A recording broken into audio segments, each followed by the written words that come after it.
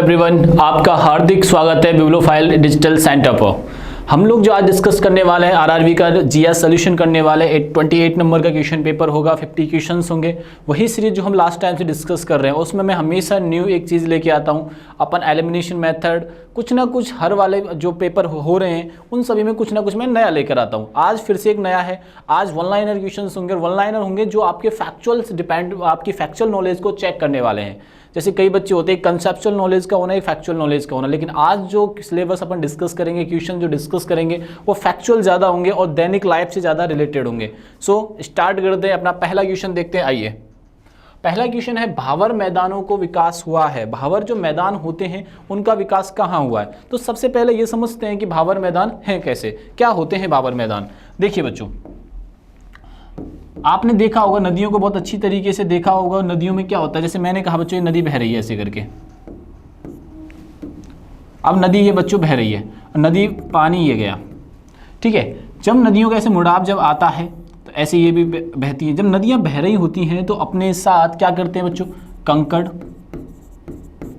पत्थर, ऐसे बहुत सारे मिनरल्स होते हैं, खनिज क्या होते हैं, बहुत सारे चीज़ों को लेके साथ चलते हैं। अब जब ये कंकड़, पत्थर, ये सारी चीज़ें जो होती हैं जो नदी साथ में लेके चल रही होती हैं वो एक जगह पर एक जगह पर क्या हो जाती हैं, वो जमा हो जाती हैं। उन्हें हम बोलते हैं बच्चों भावर। उन्हें क्या बोलते हैं हम लोग, भावर बोलते हैं।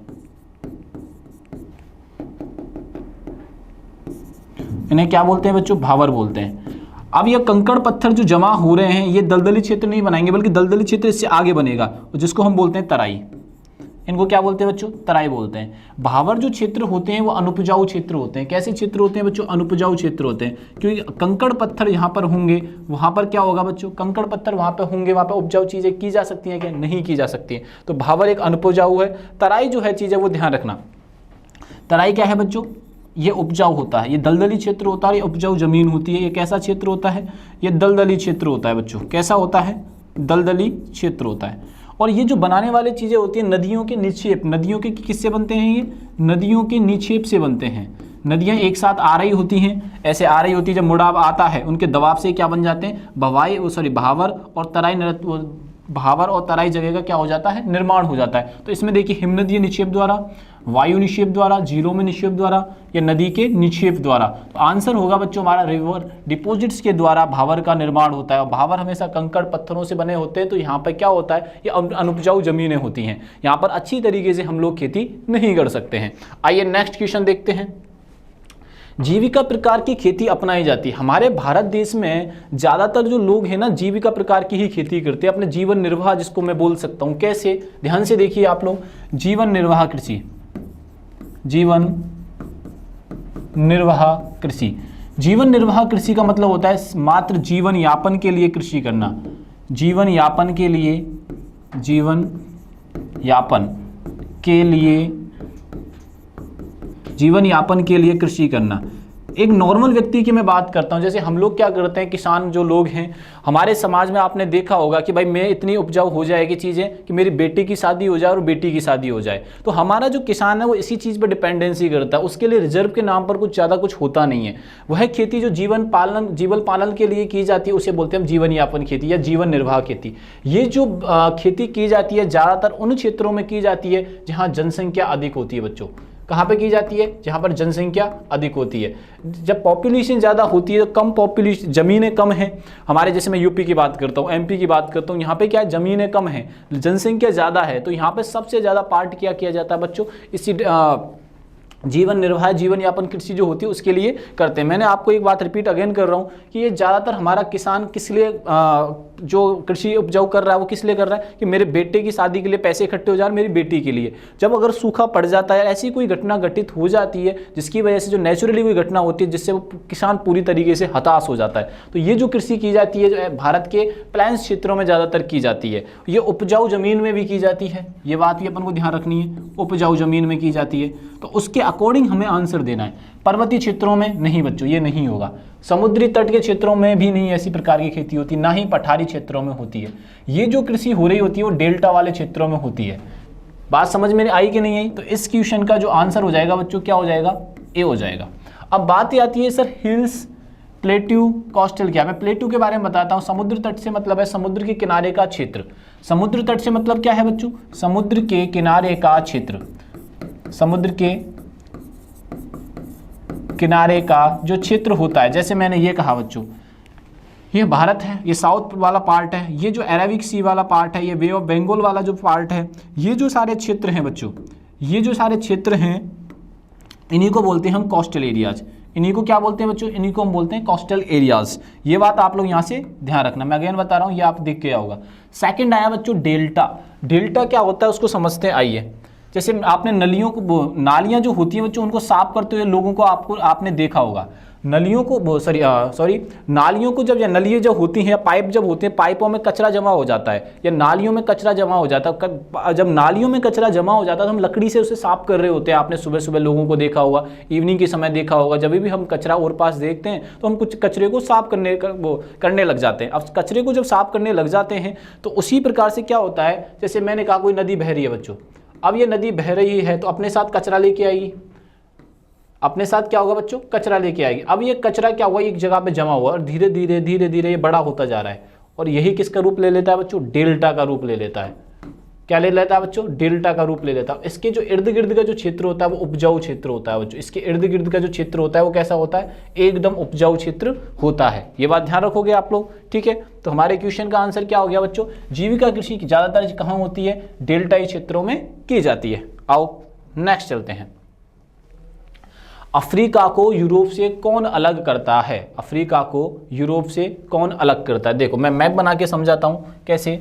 जैसे मैंने कहा बच्चों ये ऑस्ट्रेलिया है, एशिया वाला पार्ट थोड़ा ऐसे हो जाता है, थोड़ा मैंने गलत बना दिया, सही कर लेते हैं इसको, थोड़ा अट्रैक्टिव लगे, ठीक है। और अफ्रीका वाला पार्ट ऐसे करके होता है, ठीक है।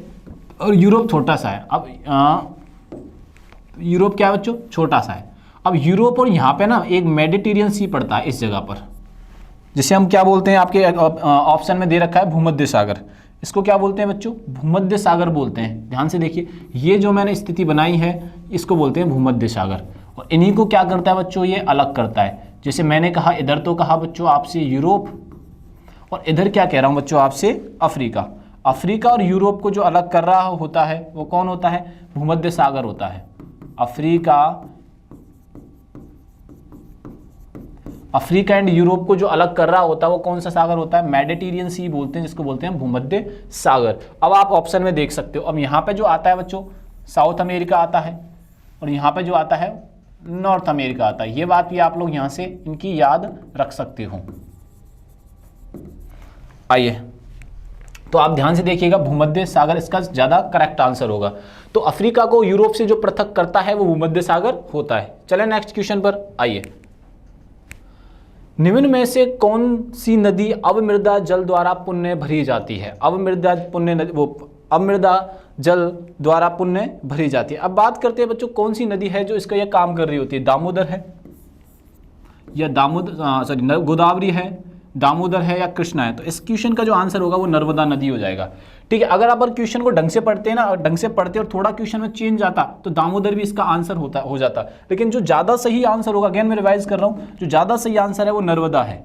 ये बात आप लोग यहाँ से ध्यान में रखिएगा, ठीक है। आओ नेक्स्ट चलते हैं। भारत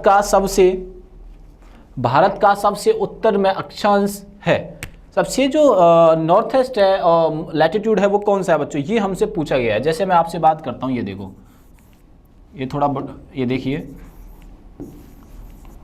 नॉर्थ ईस्ट और साउथ ईस्ट बच्चों, इसका आता है 6.4, ठीक है, 6.4 आ गया। अब इसकी बात करते हैं, ठीक है, इसकी जो बात करते हैं वो आता है 37.6 आता है बेटा। ये बात आप लोग यहाँ से ध्यान रखनी है। आंसर में देखो ये रहा 37°6, ठीक है, इसका लैटिट्यूड। ये बात आपको यहाँ से ध्यान रखनी है। अब इसकी दूरी भी आपसे पूछ ली जाती है, पूछी जाती है नहीं पूछी जाती, ठीक है। 3, 2, 1, 4, इसको याद कैसे रखोगे, 1, 2, 3, 4, ठीक है। इसको कैसे याद रखोगे, 2, 9, 3, 3 का क्या कर देंगे स्क्वायर, तो ये आ गया आंसर। बात समझ में आई कि नहीं आई। अब एक और बात पूछ ली जाती है भैया यहाँ से, ठीक है। आप इससे ये पूछा जाता है कि यहाँ तो लैटिट्यूड पूछ लिया है, आपसे ये भी तो पूछा जा सकता था कि बच्चों कि जो लैटिट्यूड है वो किस जगह पे, मतलब कि सबसे नॉर्थ ईस्ट पॉइंट कौन सा है, सबसे साउथ ईस्ट पॉइंट कौन सा है, तो ये आपको बताना है कमेंट बॉक्स में। सबसे नॉर्थ ईस्ट और साउथ ईस्ट जो पॉइंट हैं आपको कहाँ बताने हैं बच्चों, कमेंट बॉक्स में बताने हैं। आइए बच्चों, समझ में आया कि नहीं आया, ठीक है, क्लियर। चलते हैं आगे, आ जाइए। निम्न में से कौन सा जैव विविधता को दुष्प्रभावित करता है, तो हमें सबसे पहले यह समझना है कि जैव विविधता क्या होती है। जैव विविधता से मतलब होता है पृथ्वी पर जो चीज़ विद्यमान है, पर्यावरण मान लीजिए, व्यक्ति मान लीजिए, पॉल्यूशन मान लीजिए, पर्यावरण में लगभग सारी चीज़ें इन्वॉल्व हो जाती हैं, ह्यूमन इन्वॉल्व हो जाते हैं, जानवर इन्वॉल्व हो जाते हैं, हमारे पृथ्वी पर सारी चीज़ें एग्जिस्ट कर रही हैं, वो एक तरीके से जैव विविधता का ही पार्ट होती हैं। जैसे मैं बोला फैक्ट्री है, फैक्ट्री से निकलने वाला धुआं सभी को नुकसान पहुँचा रहा है। अपन व्हीकल्स का यूज़ कर रहे हैं, व्हीकलों से निकलने वाला धुआं सभी को नुकसान पहुंचा रहा है, नॉइज़ पॉल्यूशन हो रही है, तो ये सारा एक वायुमंडल का एक प्रकार हो जाता है। तो जैव विविधता में जीव जंतु जो समुद्र में रहने वाले हैं, धरती पर रहने वाले हैं, सारे लोग शामिल हो जाते हैं। तो उस तरीके से पूछा गया है कि जैव विविधता को दुष्प्रभावित कौन करता है। क्या क्वेश्चन पूछा गया है कि जैव विविधता को कौन दुष्प्रभावित करता है। पर्यावरणीय प्रदूषण, बिल्कुल सही बात है। पर्यावरण में जो प्रदूषण हो रहा है, जैसे मैंने अभी एग्जांपल दिया, ट्रक हुआ, बस हुआ, पर्सनल व्हीकल्स हुए, फैक्ट्रीज हुई, उन सभी से जब धुआं निकल रहा है या केमिकल निकल रहा है या हानिकारक कोई भी पदार्थ निकल रहा है, तो वो क्या करता है, वो नुकसान पहुंचा रहा है हमारे पर्यावरण को, ठीक है। महासागर का अम्लीय भवन, मतलब महासागर क्या है, जो महासागर है, महासागर में क्या है, अम्लीय भवन है। महासागर में क्या है, भवन, अरे महासागर अम्लीय हो गया बच्चों, इसको ऐसे याद रखिए आप लोग, अम्लीय हो गया। महासागर पूरा क्या हुआ, एसिडिक हो गया। और महासागर जब एसिडिक जब हो जाता है देन क्या होता है वो भी सुन लीजिए आप। महासागर जब अम्लीय हो जाएगा तो नुकसान पहुंचाएगा ही पहुंचाएगा, ये तो आपको बात क्लियर ही है, ठीक है। तो अब ये नुकसान पहुंचाएगा, इसमें रहने वाले जो जीव जंतु हैं वो कैसे सर्वाइव कर पाएंगे, जैसे मछलियाँ हुई, बहुत सारे टाइप के जीव जंतु जो अभी साइंटिस्ट ने पूरी तरीके से खोजे तक भी नहीं है, तो ऐसी चीज़ें ये क्या उनको नुकसान पहुँचाने लग जाएगा, ये भी हमारी जैव विविधता को नुकसान पहुँचाएगा। पर्यावरण प्रदूषण भी नुकसान पहुँचाएगा। जलवायु परिवर्तन, अगर क्लाइमेट चेंज होता है, जैसे अभी की मैं हाल ही की बात आपसे कर लूँ, जैसे अभी क्या सभी की खांसी, जुकाम, बुखार, सर दर्द, सारी बीमारियां चल रही हैं, किसी का डेंगू प्रॉब्लम चल रहा है, बहुत सारी प्रॉब्लम चल रही है। अब उन प्रॉब्लम को ध्यान से जब हम देखते हैं तो ये जलवायु परिवर्तन का ही कारण है। जो जीव जंतु हैं जो उनको सर्वाइव नहीं कर पाएंगे, जैसे सर्दी आएंगी, कई जीव जंतु ऐसे होते हैं जो सर्दी में सही तरीके से रहते हैं और गर्मियों में सही तरीके से रहते हैं, सर्दी में सर्वाइव नहीं कर पाते। कई ऐसे जीव जंतु होते हैं जो सर्दियों में सर्वाइव कर पाते लेकिन गर्मियों में सर्वाइव नहीं कर पाते। तो क्लाइमेट परिवर्तन का भी बहुत प्रभाव पड़ने वाला है। तो ऐसे ही मैं आपको बता दूं कि इन सभी जैव विविधता पर बच्चों क्या होगा, उपयुक्त सभी पर्यावरण प्रदूषण का भी प्रभाव रहेगा, पर्यावरण प्रदूषण का भी प्रभाव रहेगा, महासागरीय का भी, महासागर में जो अम्लीय चीज होंगी उनका भी प्रभाव रहेगा और जलवायु परिवर्तन का भी प्रभाव रहेगा। सो हमारा आंसर क्या हो जाएगा बच्चों, डी आंसर हो जाएगा। आंसर क्या हो जाएगा, डी आंसर हो जाएगा, ठीक है। और मैं आपको पिछले पेपर के बारे में एक दो चीज़ बताऊंगा, ठीक है। कई बच्चों के मैंने कमेंट देखे थे तो मैं उनके बारे में क्लियर कर दूंगा वो, लेकिन हम लास्ट में क्लियर करेंगे, अभी बीच में उन चीज़ों को मैं डिस्कस नहीं करूंगा, ठीक। आओ, मॉन्ट्रियल प्रोटोकॉल किससे संबंधित है। मॉन्ट्रियल जो प्रोटोकॉल है वो किससे संबंधित है। देखो आपको ऑप्शन सेम लग रहे होंगे लेकिन ऐसा नहीं है, ये ऑप्शन अलग अलग हैं और आंसर भी इसके अलग अलग है। मॉन्ट्रियल प्रोटोकॉल जो है बच्चों वो किससे संबंधित है, ओजोन परत क्षीणता पर नियंत्रण। ओजोन परत की जो क्षीणता होती जा रही है उसमें टूट फूट हो रही है, उससे संबंधित है ये, ठीक है। देखो आपको एक छोटा सा मैं डाटा बता देता हूँ। जो स्किन कैंसर होता है मेनली, स्किन कैंसर जो मेनली होता है बच्चों कहाँ हो रहा है, अमेरिका में ज़्यादातर लोगों को होता है। स्किन कैंसर जो होता है मेनली कहाँ पे होता है बच्चों, अमेरिका में होता है लोगों को। स्किन कैंसर अगर अमेरिका में हो रहा है तो वहाँ की जो ओजोन परत है वो पूरी तरीके से समाप्त हो रही है बच्चों। ओजोन परत क्या है बच्चों, धीरे धीरे क्षीण होती जा रही है, जिससे कि सूर्य की जो परावैंगनी किरणें हैं जो नुकसान पहुंचाती है। परावैंगनी किरणें क्या पहुंचाती है बच्चों, नुकसान पहुंचा रही है। अब जिससे सीधे ही परावैंगनी किरणें जब आ रही होती हैं तो हमारी बॉडी को नुकसान पहुंचाती है। हम देखो अब गर्मियों में अपनी बॉडी को ढककर चलते हैं, ज़्यादातर गर्मियों में जब बहुत तेजी से धूप पड़ रही होती है तो हम क्या करते हैं, अपने शरीर को छिपाकर या ढककर चलते हैं। अब बात ये आती है कि मॉन्ट्रियल जो प्रोटोकॉल कब प्रारंभ हुआ था, तो ये 1987 में सर्वप्रथम प्रारंभ हुआ था बच्चों। कब प्रारंभ हुआ था, 1987 में सर्वप्रथम ये प्रारंभ हुआ था। तो आंसर इज हमारा बी हो जाएगा। कई बच्चे क्या करेंगे, ए और बी पे चले चले जाएंगे, बट ऐसा नहीं है। वैश्विक तापमान पर नियंत्रण इसका कोई पर्टिकुलर वे नहीं है। जो मॉन्ट्रियल प्रोटोकॉल है वो ओजोन से ही संबंधित है। चलिए आगे चलते हैं, नेक्स्ट क्वेश्चन देखते हैं।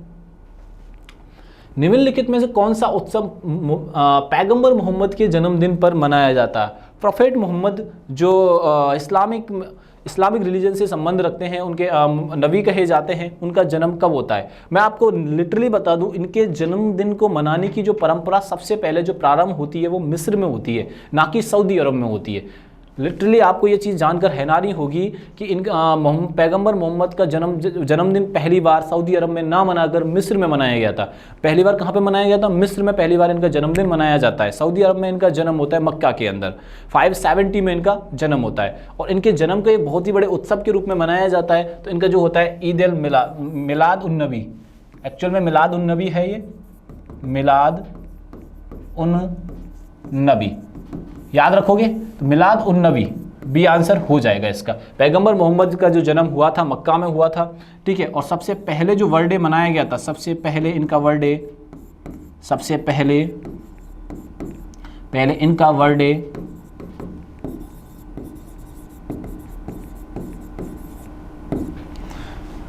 सबसे पहले इनका जो वर्ल्ड डे मनाया जाता है बच्चों, कब मनाया जाता है? सॉरी, कहाँ मनाया जाता है? मिस्र में मनाया जाता है। कहाँ पे मनाया जाता है बच्चों? मिस्र में मनाया जाता है। ये बात आप लोग यहाँ से ध्यान रखिएगा, ठीक है। आगे चलते हैं। शहरों के निम्न युग में से प्रत्येक नगर में भारतीय रेलवे के 2 क्षेत्रीय मुख्यालय हैं, वो कौन से शहर हैं? देखो, मैं ऐसे जब क्वेश्चन आते हैं तो मैं आपको एक जानकारी के लिए बता दूं, ऐसे क्वेश्चनों को सॉल्व करने का तरीका, बड़े सिटी आप डिसाइड कर लो। बड़ी जब सिटी डिसाइड कर लोगे तो आप इर्द गिर्द कहीं ना कहीं आंसर के पहुंच ही जाओगे। जैसे कोलकाता और चेन्नई, ये दोनों महानगर हैं, दोनों में हो सकता है। कोलकाता और मुंबई, ये भी बड़े शहर हैं। मुंबई और सिकंदराबाद, ये सिकंदराबाद थोड़ा सा मुझे सस्पेंस लग रहा है, आगे चलते हैं। मुंबई और चेन्नई, तो सारे महानगर दे दिए। अब तो और डिफिकल्ट हो गया, तो मैं आपको जानकारी के लिए बता दूं, प्रत्येक नगर में भारतीय रेलवे के 2 क्षेत्रीय मुख्यालय जो हैं वो हैं कोलकाता में और मुंबई में। बच्चों कहाँ पे हैं? कोलकाता और मुंबई में 2 क्षेत्रीय रेलवे के मुख्यालय। अब कोलकाता कहाँ पे है बच्चों? ये वेस्ट बंगाल की कैपिटल है। कोलकाता जो है वेस्ट बंगाल की कैपिटल है, ये बात आप लोग यहां से ध्यान रखिएगा,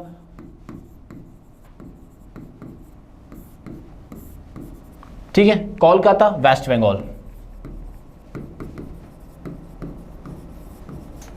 ठीक है। कोलकाता कैपिटल के वेस्ट बंगाल कैपिटल क्या है? कोलकाता। वेस्ट बंगाल, एक और इसका साथी है ईस्ट बंगाल। ईस्ट बंगाल का भी करंट में नियम क्या है बच्चों? बांग्लादेश। ये बात आप इसके बारे में ध्यान रखना, बांग्लादेश है ये, बांग्लादेश। ईस्ट बंगाल, बांग्लादेश, वेस्ट बंगाल, ठीक है। वेस्ट बंगाल की राजधानी है कोलकाता, और किस नदी पे है बच्चों? तो कोलकाता जो है वो है हुगली नदी पर। कहाँ पे बच्चों? हुगली नदी पर है, हुगली नदी पर है। और इसकी वेस्ट बंगाल के सीएम कौन है? ममता बनर्जी। ममता बनर्जी के बारे में एक और बात ध्यान रखनी, भारत की सबसे गरीब सीएम है, भारत की सबसे गरीब सीएम, ठीक है। आओ चलो आगे चलते हैं। अब चलते हैं बच्चों मुंबई की तरफ। मुंबई किसकी राजधानी है? मुंबई जो राजधानी है वो बच्चों महाराष्ट्र की है। महाराष्ट्र जो एस्टेब्लिशमेंट होता है वो 1960 में होता है। क्या होता है बच्चों? ESTD, एस्टेब्लिशमेंट कब होता है इसका? 1960 में होता है। महाराष्ट्र के साथ और एक और चीज मैं बता देता हूं आपको, महाराष्ट्र के बाद जिस दिन महाराष्ट्र बनता है उस दिन गुजरात भी बनता है। दोनों सौराष्ट्र के पार्ट होते हैं, वहां से अलग होते हैं।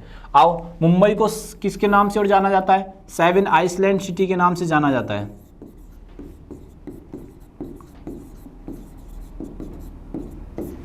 बात समझ में आई कि नहीं आई? ठीक है, चलो आओ नेक्स्ट चलते हैं। शहरों के निम्न युग्मों में से किसमें प्रत्येक नगर में भारतीय, तो आंसर हमारा आ जाएगा कोलकाता और मुंबई, ये बात ध्यान रखिएगा, आंसर इज बी। आओ नेक्स्ट चलते हैं अपन। निम्नलिखित में से नोबेल पुरस्कार पाने वाले भारतीय कौन कौन हैं? आपको पहले ये बताना है कौन है, सबसे पहले बताना ना। ये तो वी.एस. नायपॉल, रविंद्रनाथ टैगोर, सी.वी. रमन, सभी को नोबेल पुरस्कार मिल चुका है। सभी भारत के वह लोग हैं जिनको नोबेल पुरस्कार सभी को मिल चुका है। बट हमें ये पूछ रहा है कि क्वेश्चन में कि भैया सबसे पहले किसको मिला था, तो सबसे पहले 1913 में 1913 के अंदर रविंद्रनाथ टैगोर को लिटरेसी में मिलता है, यानी कि लिटरेचर में मिलता है, यानी कि साहित्य में मिलता है। तो सबसे पहले नोबेल पुरस्कार भारत में सबसे पहले नोबेल पुरस्कार 1913 में मिलता है बच्चों, और रविंद्रनाथ टैगोर को मिलता है।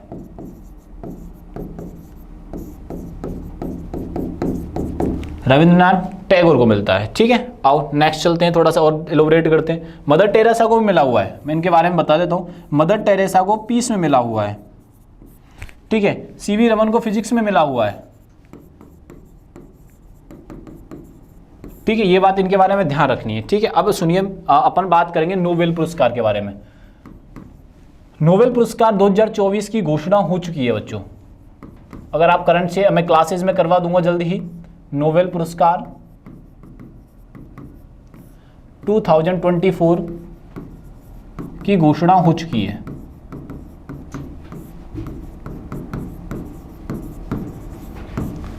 है। ठीक है, अब घोषणा होती कब है बच्चों? 5 अक्टूबर को होती है। ये एनुअली होता है बच्चों। ये पुरस्कार कैसा होता है बच्चों? एनुअली होता है।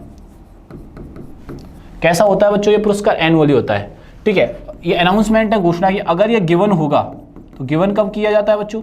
ये 10 दिसंबर को दिया जाता है। कब दिया जाता है? 10 दिसंबर को दिया जाता है। 5 अक्टूबर को क्या होता है? एनुअली घोषणा कर दी जाती है, लेकिन जो देने का कार्यक्रम किया जाता है वो 10 दिसंबर को किया जाता है। ये अल्फ्रेड नोबेल की याद में दिया जाता है, जो केमिकल इंजीनियर थे। अल्फ्रेड नोबेल के देखिए, अल्फ्रेड नोबेल की याद में दिया जाता है। अल्फ्रेड नोबेल कहाँ के रहने वाले थे? ये मैं बताता हूँ अभी। अल्फ्रेड नोबेल की याद, अल्फ्रेड नोबेल के नाम से दिया जाता है नोबेल पुरस्कार। इनका जन्म होता है स्टॉकहोम, स्वीडन में। जन्म कहाँ होता है?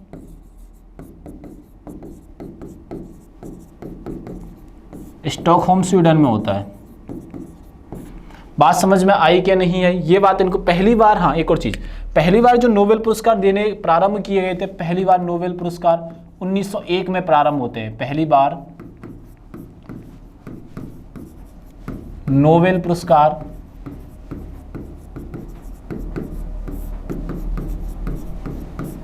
1901 में प्रारंभ होते हैं। पहली बार नोबेल पुरस्कार कब प्रारंभ होते हैं बच्चों? 1901 में प्रारंभ होते हैं, और तब से ये कंटिन्यू दिए जा रहे हैं। कौन कौन से सेक्टर होते हैं? जब 1901 में जब नोबेल पुरस्कार दिए गए थे तो 5 सेक्टर थे, और 1968 में इकोनॉमिक्स को शामिल किया जाता है। चलो इसको भी मैं आपको इलैबोरेट कर देता हूँ। देखिए आप लोग, 5 सेक्टर थे। पहले फिजिक्स था बच्चों, एक केमिस्ट्री था।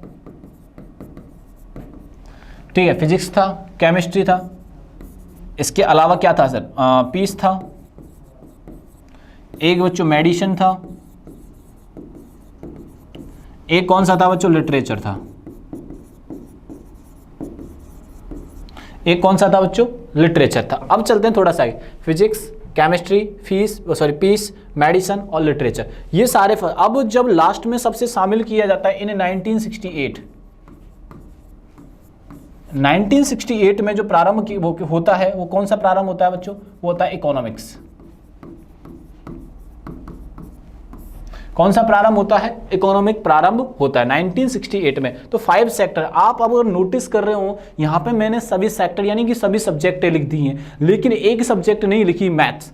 मैथ्स का जो नोबेल कहा जाता है, मैथमेटिक्स का जो नोबेल कहा जाता है वो कहा जाता है एबेल पुरस्कार को बच्चों। किसे कहा जाता है?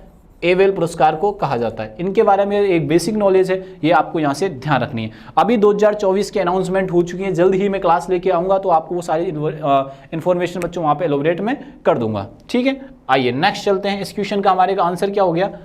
रविंद्रनाथ टैगोर को मिलता है, ये रहा आंसर। डी आंसर हो जाएगा बच्चों। आंसर क्या हो जाएगा? रविंद्रनाथ टैगोर को मिलता है, 1913 में मिलता है। और किस में मिलता है? साहित्य में। साहित्य नहीं लिखा क्या मैंने कहीं? साहित्य में मिला था भैया। भारत को पहली बार नोबेल पुरस्कार साहित्य मिलता है। अगर ये तो ओवरऑल की बात की, अगर मैं आपसे ये पूछता कि भारत में स्वतंत्रता के बाद पहले व्यक्ति कौन थे? वो थे हरगोविंद खुराना, 1968 में मेडिसन में जीतते हैं। तो आप यहां से एक और क्वेश्चन लिख सकते हो आप लोग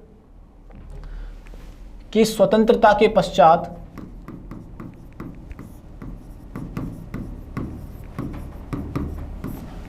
प्रथम भारतीय जिन्होंने नोबेल पुरस्कार जीता। बच्चों क्या लिखेंगे अब? जिन्होंने नोबेल पुरस्कार जीता। अब नोबेल पुरस्कार जीता, पहली बात तो मैं नाम बता दूं उनका, हरगोविंद खुराना जी हैं। कब जीता? 1968 में जीता। कब जीता था बच्चों? हरगोविंद खुराना, हरगोविंद खुराना ने जीता था। और किस में जीता था? तो वो भी मैं आपको नॉलेज के लिए बता दूं, वो मेडिसन में जीता था बच्चों। किस में जीता था? मेडिसन, यानी कि चिकित्सा में जीतते हैं ये। चिकित्सा में इन्होंने क्या जीता? मेडिसन यानी पुरस्कार जीता। अब बताओ भैया, ठीक है। चलो 46 नंबर वाले क्वेश्चन पे चलते हैं, आ जाइए। ये किसने कहा कि स्फीति अनुचित है? जैसे कि मुद्रा इन्फ्लेशन जो होता है वो अनुचित है, ये किसने कहा? परंतु अस्फीति अविवेकपूर्ण है।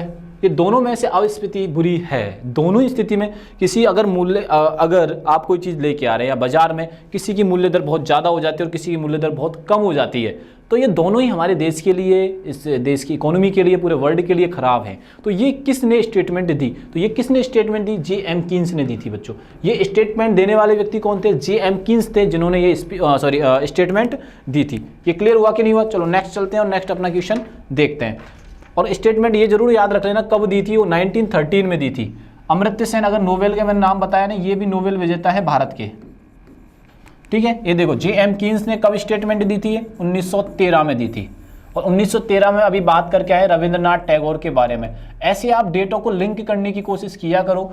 एक घटना जैसे 1896 में ओलंपिक प्रारंभ होते हैं, तो ऐसे ही 1896 की और कोई ऐसी घटना जो बहुत चुनिंदा रही हो, ऐसे आप उन चीज़ों को याद रख सकते हो। बड़ी बड़ी जब घटनाएं होती हैं तो उन्हें बड़ी बड़ी और छोटी छोटी घटनाओं दोनों को सेम डेट से लिंक किया जा सकता है, अगर वो सेम टाइम पे घटित होती हैं तो। आओ नेक्स्ट चलते हैं।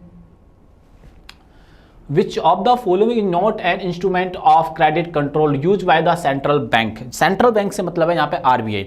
भारत देश की अगर मैं बात करता हूँ आरबीआई जो क्रेडिट कंट्रोल के लिए किस चीज़ का इस्तेमाल नहीं करेगी? क्रेडिट कंट्रोल से मतलब होता है हमें लोन देना, एक लोन का प्रोसेस होता है। उस लोन का प्रोसेस जैसे कि कैसे, सुनो मैं आपको प्रैक्टिकलाइज करके दिखाता हूँ। देखिए कैसे, जैसे एक तरफ बच्चों ये बैंक है, ये बैंक है, एक तरफ ये व्यक्ति है, ठीक है। अब ये बैंक है और बैंक लोन देना चाह रही है किसी व्यक्ति को। इस व्यक्ति को क्या देना चाह रही है? लोन देना चाह रही है।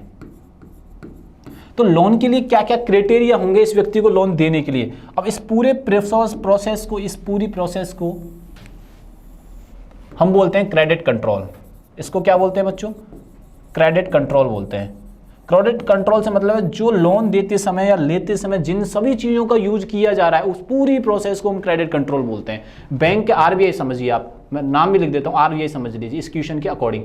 आरबीआई बैंक है, एक व्यक्ति को लोन दे रही है। ये यहाँ पे कोई कॉमर्शियल बैंक है, आप ये भी लिख सकते हो, कॉमर्शियल बैंक है, उसको लोन दे रही है। तो वो क्या क्या क्राइटेरिया चेक करेगी लोन देने के लिए, या लोन देने के लिए किन किन को अपन प्रभावित कर सकते हैं, इफेक्टिव कर सकते हैं। तो आइए देखते हैं अपन लोग।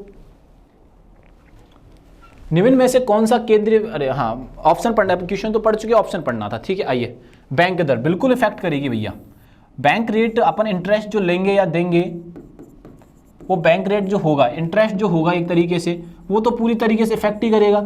जैसे आपने कोई होम लोन लिया, आपने कोई व्हीकल लोन लिया, कोई भी XYZ या पर्सनल लोन लिया, किसी भी प्रकार का लोन लिया आपने, तो लोन लेते समय या देते समय आप इंटरेस्ट रेट तो पूछेंगे ना, ऐसे थोड़ी ना फ्री में दे देंगे। नहीं, हमें इंटरेस्ट रेट डिस्कस करना एक कंपलसरी प्रोजेक्ट हो जाता है या परसेप्शन हो जाता है। तो इसमें बैंक रेट बिल्कुल आंसर हमारा सही नहीं। खुला बाजार नियंत्रण, ओपन मार्केट से मतलब है कोई भी आ रहा है जा रहा है, तो उससे तो भैया देखो, जैसे तुम कोई शॉप लेके बैठे हो, आप लोन देने की शॉप खोल रखी है, भाई हम फाइनेंस करते हैं लोगों का, तो वो ओपन मार्केट है, कोई भी आ सकता है। लोन के पर्पज से मैं बता रहा हूँ ये सारी चीज़ें। तो आप आया कोई आपसे और बात किया, भैया ये चीज़ें बताओ, आप अगर लोन हमें देना चाहते हो तो कितना परसेंटेज लोगे, ठीक है, आप कमीशन भी लोगे क्या? कमीशन के बाद दूसरी चीज़ क्या हो जाती है, इंटरेस्ट रेट क्या रहेगा, कितने टाइम पीरियड में हो जाएगा, क्या क्या डॉक्यूमेंटेशन होगा। तो ये सारी प्रोसेस अपन किस में इंक्लूड कर सकते हैं? ओपन मार्केट में। तो ये भी आंसर नहीं है, ये भी क्रेडिट कंट्रोल का ही पार्ट होता है। ये पूछ रहा है कि क्रेडिट कंट्रोल का कौन सा पार्ट नहीं है। ये दो पार्ट तो मिल गए हमें। चयनात्मक ऋण नियंत्रण, सेलेक्टिव क्रेडिट कंट्रोल, हाँ हम अपने हिसाब से भाई देखेंगे, अगर कोई हमें 20% पे लोन दे रहा नहीं लेना हमें, कोई 5% पे दे रहा है इंटरेस्ट रेट तो हम लेंगे, क्यों नहीं लेंगे। तो वो हमारे सेलेक्टिव मुद्दे पर डिपेंड करता है, ये भी क्रेडिट कंट्रोल का पार्ट होता है। फोर्थ ऑप्शन देखिए विदेशी मुद्रा नियंत्रण, फॉरेन एक्सचेंज कंट्रोल, ये इस पर कोई लेना देना नहीं है हम पे, इस अगर हम लोन लेने जा रहे हैं तो इससे हमारा कोई लेना देना नहीं है। इन तीनों चीज़ों से लेना देना है। और किससे लेना देना नहीं है, फॉरेन एक्सचेंज कंट्रोल से हमारा कोई भी लेना देना नहीं है। तो हमारा आंसर भी क्या हो जाएगा, यही डी आंसर हो जाएगा। ठीक है जी, आओ नेक्स्ट चलते हैं। किस प्रकार की अर्थव्यवस्था में राष्ट्रीय आय और घरेलू आय बराबर हो जाती है। राष्ट्रीय आय और घरेलू आय बराबर हो जाती है, नेशनल इनकम हो रही है, और दूसरा है डोमेस्टिक। अब मैं एक बात बोलता हूँ, जैसे कि एक छोटा सा एग्जांपल लेते हैं, खुली अर्थव्यवस्था में, ओपन इकोनॉमी में, विकसित में, या विकास उन्मुखी। ये देखो मैं इनका पहले मतलब समझाता हूँ एक एक करके। खुली ओपन इकोनॉमी, जिसमें सभी लोग पार्टिसिपेट कर सकते हैं, किसी पे कोई ज़्यादा दबाव नहीं होता है। विकसित है कि जैसे अमेरिका कंट्री एक विकसित अर्थव्यवस्था है उसके बच्चों, वो पहले अपने पास इंडिपेंडेंट है। और विकासशील कैसे, विकासोन्मुख क्या है, वो विकास की तरफ बढ़ते चले जा रहे हैं। एक और ऑप्शन दे रखा है इसमें, समृद्ध अर्थव्यवस्था, यानी कि बंद अर्थव्यवस्था। बंद अर्थव्यवस्था को मैं सीधे अगर इजी लैंग्वेज में अगर बात करूं आपसे, इसको अपन ऐसे समझ सकते हैं कि विदेश से जो आय है ना वो हो नहीं रही है। जैसे मैं बोलूं नेशनल, जैसे कि एग्जांपल लेते हैं, अभी आप इंडियन हो और एक आप इंडियन है, अपन ये समझिए, ठीक है ही, क्या समझना है क्या, सॉरी हाँ है ही, अपन तो इंडियन ही। तो अपनी क्या है, ये कहानी चल रही है, कोई दिक्कत नहीं है, पैसा आ रहा है। अब सडनली क्या होता है, इंडियन गवर्नमेंट को जो बाहर के जो एनआरआई रह रहे हैं वो पैसा भेजना बंद कर देते हैं। जो भारत में, भारत के अलावा, भारत की टेरिटरी के अलावा बाहर से जो इनकम हो रही है वो आना क्या हो जाती है, बंद हो जाती है। आना क्या हो जाती है, वो बंद हो जाती है। तो ये क्या है, बंद अर्थव्यवस्था हो जाएगी। ये क्या होगी बच्चों, बंद अर्थव्यवस्था हो जाएगी। क्या कि हम अपने देश में, बाहर में जो लोग रह रहे हैं, बाहर के देश के बाहर जो लोग रह रहे हैं, या अदर जो कंट्री हैं उनसे एक संबंध नहीं रखते हैं, या उनसे आयात निर्यात पर एकदम पाबंदी लगा देते। तो वो चीज़ जो प्रॉब्लम आती है वो यहाँ पर आती है बंद अर्थव्यवस्था में। राष्ट्रीय और घरेलू आय बराबर कहाँ हो जाती हैं, जहाँ पर बंद अर्थव्यवस्था होती है, बाहर के लोगों से, बाहर के देशों से, एनआरआई लोगों से कोई संबंध नहीं रखते हैं, तो इसमें बंद अर्थव्यवस्था पर प्रभाव पड़ता है, मतलब बंद अर्थव्यवस्था होती है। तो इसका आंसर क्या हो जाएगा, हमारा ए हो जाएगा बच्चों। देखिए आगे चलते हैं। The term capital consumption allowances means, term capital consumption allowances का मतलब क्या होता है, हिंदी में समझते हैं, पूंजी उपभोग छूट। हमने जैसे मैं ये मार्कर है, ये एसेट है एक तरीके से। अब ये एसेट है और एक एसेट जब बनाया ना मैंने, इसमें कैपिटल लगाया। कैपिटल का मतलब होता है जब कोई हम व्यवसाय प्रारंभ करते हैं तो प्रारंभ में जो पैसा लगाया जाता है उसे कैपिटल बोलते हैं। हमने जब ये स्टूडियो बनाया तो स्टूडियो बनाने के लिए हमने इन्वेस्ट किया तो ये कैपिटल लेके ही असेट बनाई हमने। अब जब इस असेट जब लाए थे, सपोज करो 10,000 का था, अभी इसकी वैल्यू 10,000 बचेगी क्या, नहीं। हम जब प्रारंभ में चीज़ें लेके आए थे तो वैल्यू 10,000 थी, अभी करंट में सपोज करो 2,000 रह रही है। तो 10,000 से 2,000 में आने में जो लगा उसे डेप्रिसिएशन बोलते हैं। डेप्रिसिएशन का मतलब होता है मूल्यह्रास। डेप्रिसिएशन का मतलब क्या होता है, मूल्यह्रास, जो समय के साथ गिरावट होती है और वैल्यूज में क्या हो जाता है, कम हो जाता है। कैसे, देखो आप, एक वर्ड यूज किया बच्चों मैंने, मूल्यह्रास। क्या यूज किया, मूल्यह्रास। मूल्यह्रास से मतलब होता है बच्चों डेप्रिसिएशन।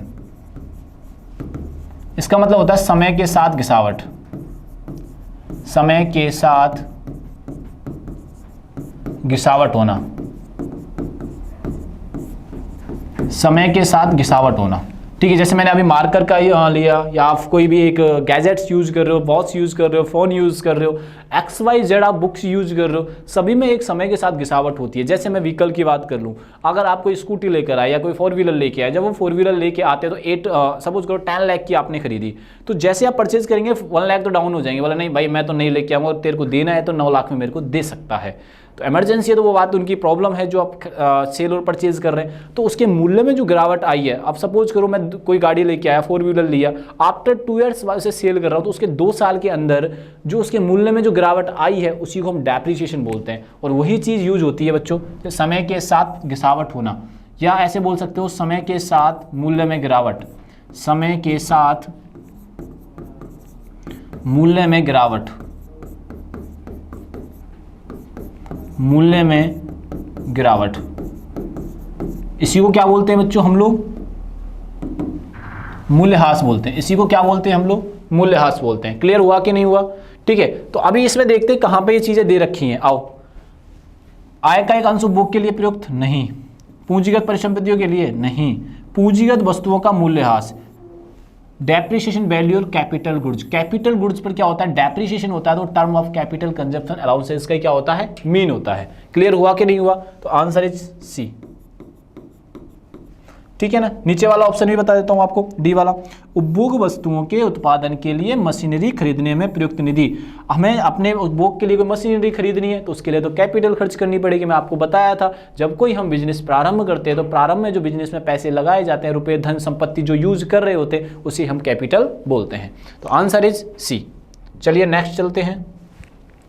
निम्न में से स्वयं नियोजित व्यक्ति कौन है? स्वयं नियोजित से मतलब है सेल्फ एम्प्लॉयड।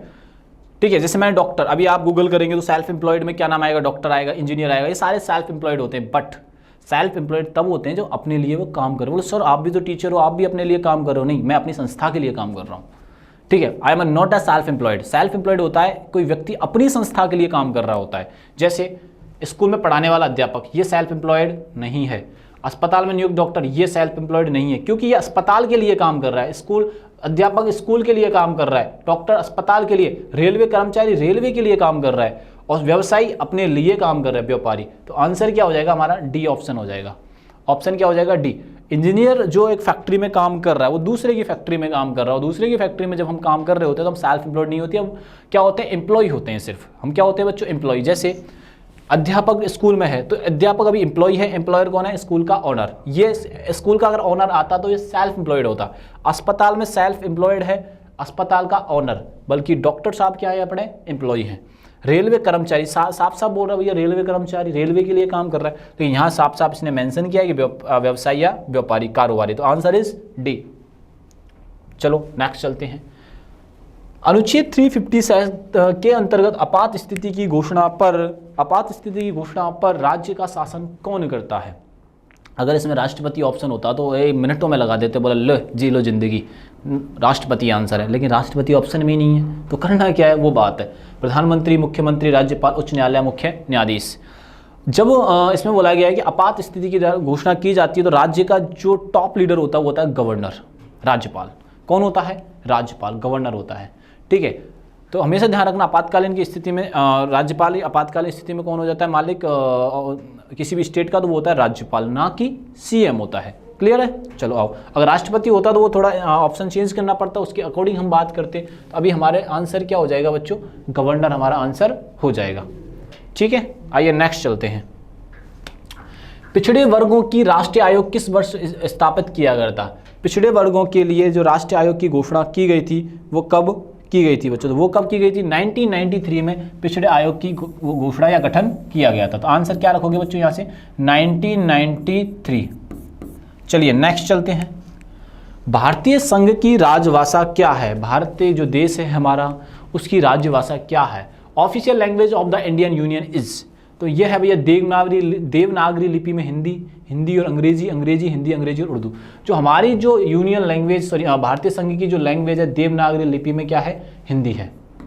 कौन सी है? हिंदी है। तो आंसर इज ए। आंसर क्या हो जाएगा बच्चों? ए हो जाएगा। भारत में नई आर्थिक नीति कब शुरू की गई थी? भारत में जो आर्थिक नीति प्रारंभ की जाती है तो उसका जो हम सीधा जो श्रेय देते हैं डॉक्टर मनमोहन सिंह को देते हैं। सीधा श्रेय किसे देते हैं? डॉक्टर मनमोहन सिंह, कि वह उस समय में फाइनेंशियल मिनिस्टर थे हमारे देश के। लेकिन प्रधानमंत्री को हम देते नहीं है पीवी नरसिम्हा राव जी को। पीवी नरसिम्हा राव भी प्रधानमंत्री थे। अगर प्रधानमंत्री मना कर देते तो फाइनेंशियल मिनिस्टर साहब क्या करते? कुछ नहीं। तो दोनों चीज़ें याद रखनी है। ये 1991 की घटना होती है। और नई आर्थिक नीति जब प्रारंभ की जाती है बच्चों, नई आर्थिक नीति प्रारंभ की जाती है 1991 में। 1991 में प्रारंभ की जाती है। उस टाइम के प्रधानमंत्री कई बार आपसे पूछा गया है, और एफएम बोले तो फाइनेंशियल मिनिस्टर भी आपसे कई बार पूछा गया। तो ये बात आप लोग यहाँ से ध्यान रखना। पीएम मैं अभी बोल चुका हूँ, पीवी नरसिम्हा राव।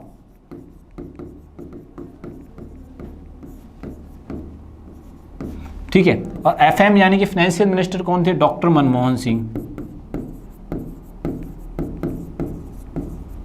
डॉक्टर मनमोहन सिंह। बात समझ में आ रही है कि नहीं आ रही है? ठीक है जी, चलो नेक्स्ट चलते हैं। भारतीय संविधान नागरिकता देता है। हमारा जो भारत का कॉन्स्टिट्यूशन है, पहली बात तो कॉन्स्टिट्यूशन की आवश्यकता क्यों आई, मैं एक छोटा सा ब्रीफ करता हूँ आपको।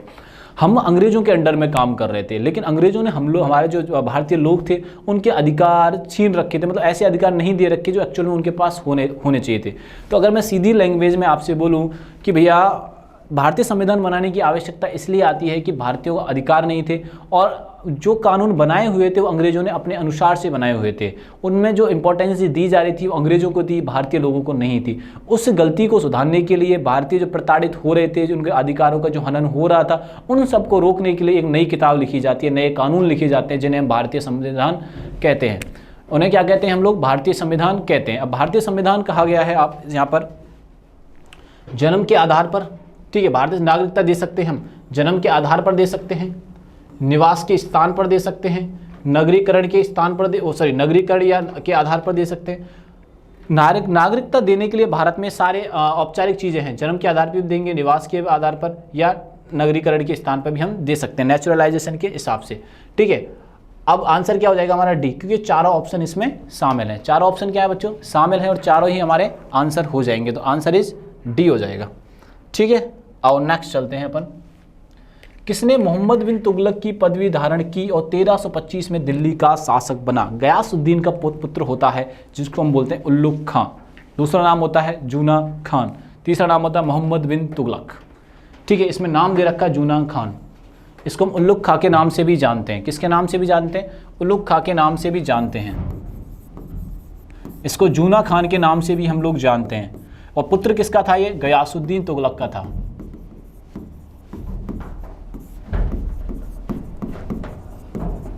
किसका पुत्र था बच्चों? गयासुद्दीन तुगलक का पुत्र था उल्लुग खां और जूना खां।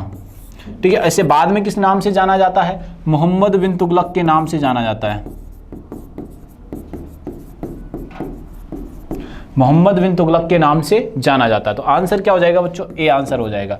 यह वही व्यक्ति होता है जो दिल्ली से अपनी राजधानी को शिफ्ट कर देता है। ये वही व्यक्ति होता है जो अपनी राजधानी को दिल्ली से शिफ्ट कर देता है। ये सिक्के बंद कर देता है, दुआब कर लगाता है, बहुत सारे ऐसे काम करता है जो जनता इसे एक्सेप्ट नहीं करती। और कहते हैं ये बहुत पढ़ा लिखा व्यक्ति भी होता है। पढ़ा लिखा व्यक्ति होने के बावजूद इसे जनता एक्सेप्ट नहीं करती, लेकिन अकबर एक अनपढ़ होने के बाद भी जनता उसे एक्सेप्ट कर लेती है। तो ऐसे ही कुछ कहानियाँ, किस्से हैं इनके बारे में जो अपन आगे जानेंगे।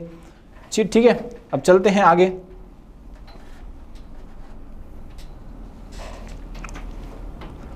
आ जाइए नेक्स्ट।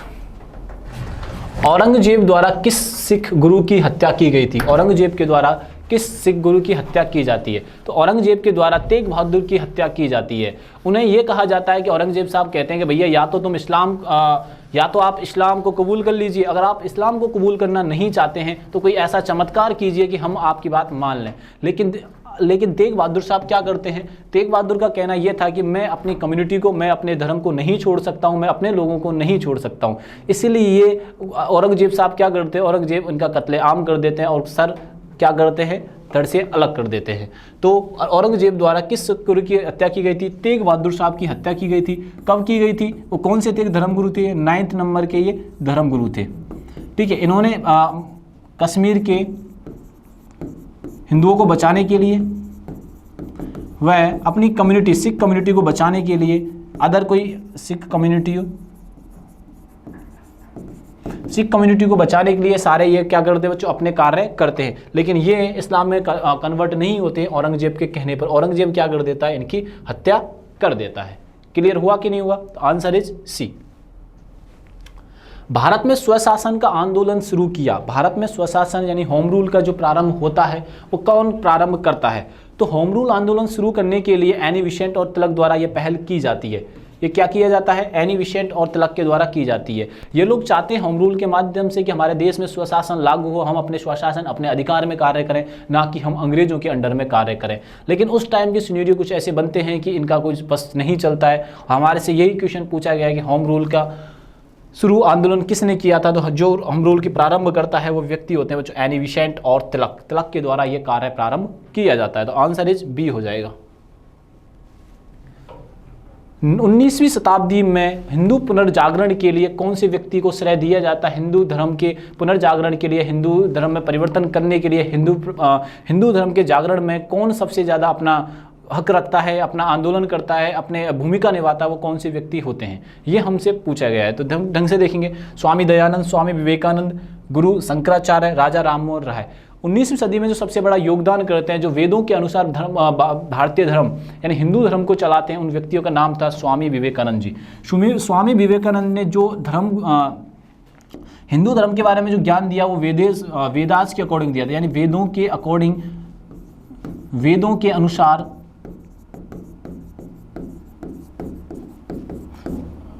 वेदों के अनुसार अपना ज्ञान देते हैं। जैसे कि बहुत सारे मुद्दों पे बात करते हैं हिंदू धर्म के बारे में। 19वीं शताब्दी में जब इन कार्य पर काम कर रहा होता है तो इनके बहुत सारे लोग सपोर्ट में भी होते हैं, इनके बहुत सारे अगेंस्ट में भी होते हैं। तो हमसे ये पूछा जाता है कि 19वीं शताब्दी में पुनर्जागरण का काम कौन करता है, तो वो होते हैं स्वामी विवेकानंद जी, जो बहुत तरीके से इसमें काम करते हैं। ठीक है, ये बात यहाँ से ध्यान रखनी है। दूसरी बात ये भी पूछ ली जाती है कि स्वामी विवेकानंद जी के गुरु कौन थे? वो रामकृष्ण जी थे। स्वामी विवेकानंद जी के गुरु कौन थे? रामकृष्ण थे। ये यहाँ से अपन को यहाँ से याद रखना है। ठीक है, आओ नेक्स्ट चलते हैं। ग्रामीण शासन पंचायती राज व्यवस्था सबसे पहले किन राज्यों में प्रारंभ होती है? जब पंचायती राज व्यवस्था का नाम आता है तो अपने राजस्थान वाले बड़े खुश हो जाते हैं, क्योंकि अपने को तो ये पता ही है कि सबसे पहले राजस्थान में प्रारंभ हुई थी। अब बात ये आती है, कभी कभी हमसे क्वेश्चन पूछ लिया जाता है कि राजस्थान के अलावा ये आ गया, तो अब फंस जाते हैं हम लोग। तो राजस्थान के अलावा सबसे पहले जो प्रारंभ की जाती है वो आंध्र प्रदेश में प्रारंभ किया जाता है। राजस्थान और आंध्र प्रदेश ऐसे राज्य होते हैं जिसमें पंचायती राज व्यवस्था सबसे पहले प्रारंभ की जाती है। आंध्र प्रदेश भाषा के नाम पर बना पहला राज्य था। आंध्र प्रदेश भाषा के नाम पर बना पहला राज्य था। 1953 में बनकर रेडी हो जाता। उसके बाद जो राज्य बनते हैं इसके बाद ही भाषा के नाम पर बनते हैं। जैसे महाराष्ट्र मराठियों के लिए बनता है, गुजरात गुजरातियों के लिए बनता है। ये छोटा सा मैंने एग्जाम्पल दिया। 1953 के बाद 1960 में ये नए राज्य बनते हैं, गुजरात और महाराष्ट्र। गुजरात की जो राजधानी रखी जाती है वो अहमदाबाद रखी जाती है। लेकिन अगर मैं वर्तमान की आपसे बात करता हूं तो वर्तमान में जो राजधानी है बच्चों वो है गांधीनगर। 1960 में जब गुजरात बना था तो उसकी राजधानी क्या थी? अहमदाबाद थी। और 1970 आते आते राजधानी गांधीनगर बन जाती है। और गांधीनगर वह राजधानी है जो विश्व की नहीं, एशिया की सबसे ग्रीनेस्ट राजधानी है। एशिया की सबसे ग्रीनेस्ट राजधानी कौन सी है? वो गांधीनगर है। ठीक है, तो हमारे क्वेश्चन का जो आंसर होगा राजस्थान और आंध्र प्रदेश। राजस्थान और आंध्र प्रदेश में सबसे पहले पंचायती राज व्यवस्था प्रारंभ की जाती है, यानी कि सरपंच वाला रूल लागू होता है। ठीक है, चलो। इंद्रधनुष तब बनते हैं जब सूर्य का प्रकाश में क्या होता है? इंद्रधनुष के बारे में पूछा गया है कि सूर्य का क्या क्या घटनाएं घटित होती हैं जब इंद्रधनुष बनता है। इंद्रधनुष बनते समय क्या क्या घटनाएं होती हैं? देखो, वायुमंडल में निलंबी वर्षा बूंदों पर गिरने से परावर्तन होने पर विकीर्ण हो जाता है। वायुमंडल में वर्षा बूंदों पर गिरने से अपवर्तन होने पर विकीर्ण हो जाता है। वायुमंडल में वर्षा बूंदों पर गिरने से अपवर्तन, आंतरिक परावर्तन होने पर विकीर्ण हो जाता है। तो आंसर कौन सा सी हो जाएगा? वो आंसर कौन सा सही हो जाएगा बच्चों? सी आंसर हमारा सही हो जाएगा बच्चों। ये बात हमको यहां से क्या रखनी है? याद रखनी है। ठीक है, आओ। लिफ्ट में मनुष्य प्रत्यक्ष वजन वास्तविक वजन से कब कम रहता है? मतलब ये पूछा गया है, वजन कम रहता है या ज्यादा? कम रहता है। हाँ, सही है। ठीक है, अब देखिए, जब आप लिफ्ट में जाते हो तो आपका वजन कम कब होता है? लिफ्ट में ऊपर जाते समय, लिफ्ट में नीचे जैसे कि मैं आपको एक एग्जांपल बताता हूं। जैसे सपोज कीजिए लिफ्ट है, एक तरीके से लिफ्ट में आप बैठे हो। ठीक है, अब ये लिफ्ट ऊपर जा रही है बच्चों, और फिर यही लिफ्ट क्या आ रही है? नीचे आ रही है। तो आपसे ये क्वेश्चन पूछा गया है कि लिफ्ट में ऊपर जाते समय और लिफ्ट में नीचे आते समय वजन कब कम होता है? तो एक बात देखिएगा, हम पृथ्वी पर टिके, जब अभी अगर हम पृथ्वी के नीचे की तरफ जा रहे हैं तो किसकी वजह से जा रहे हैं? ग्रेविटी के कारण जा रहे हैं, गुरुत्वाकर्षण के बल के कारण जा रहे हैं। सपोज करो आप 10th फ्लोर पे हो, 10th फ्लोर से अब नीचे आओगे तो ग्रेविटी कहाँ खींचती है आपको? नीचे की तरफ। तो मैं यही कहना चाह रहा हूँ, जब लिफ्ट नीचे की तरफ जाती है तो हमारा सबसे कम वजन होता है, लिफ्ट नीचे की तरफ। और जैसे लिफ्ट ऊपर की तरफ ले जाएगी, एक तो ग्रेविटी हमें नीचे खींच रही है और वजन और हमारा बढ़ जाएगा, दो प्रेशर लग जाएंगे। तो इस वजह से जब लिफ्ट नीचे जा रही हो तो उसका क्या होता है बच्चों? लिफ्ट नीचे जा रही हो, जो तेजी से नीचे जा रही होती है तो हमारा वजन क्या होता है? कम होता है। तो आंसर क्या हो जाएगा बच्चों? सी हो जाएगा। आंसर क्या हो जाएगा? सी हो जाएगा। एफिला विष किससे बनते हैं? एफिला विष जो होते हैं वो फंगस से बनते हैं। एफिला विष फंगस से कैंसर भी होता है। फंगस के रोकथाम के लिए विटामिन बी कॉम्प्लेक्स का यूज भी किया जाता है। अगर आप फंगस देखते हो विटामिन बी कॉम्प्लेक्स का यूज़ कर सकते हो एफला के अंदर। एफला क्या है, एक फंगस होता है, एक कवक होता है, और कवक की वजह से कैंसर भी होता है। तो आंसर क्या होगा, एविला, इसका कारण होता है फंगी यानी कि कवक। ये बात आप लोग यहाँ से ध्यान रखना। एफ्लाटॉक्सिन्स जो फंगी होते हैं ये कैंसर का कारण भी होते हैं बच्चों। ये क्या होते हैं, कैंसर का कारण भी होते हैं। ठीक है, आओ, वॉल स्ट्रीट किसका नाम है? मैं आपसे बोलूँ राजपथ क्या है? रोड है सर। सवाई मानसिंह क्या है? रोड है सर। सवाई मानसिंह क्या है सर? एक हॉस्पिटल है सर।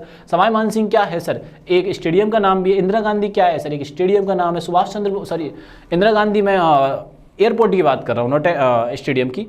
फिरोज शाह कोटला, जिसका नाम परिवर्तन करके अरुण जेटली रखा जाता है, ये क्या है सर? एक स्टेडियम है।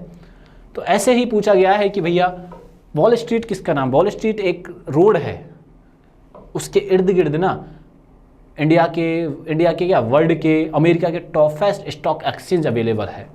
जैसे मैं बोलूँ विप्लोफाइल स्टडी सेंटर जो है HDFC बैंक के ऊपर स्थित है, तो एक लैंडमार्क हो जाता है। तो उसी प्रकार से वॉल स्ट्रीट एक लैंडमार्क है, जहाँ पे कौन स्थित है?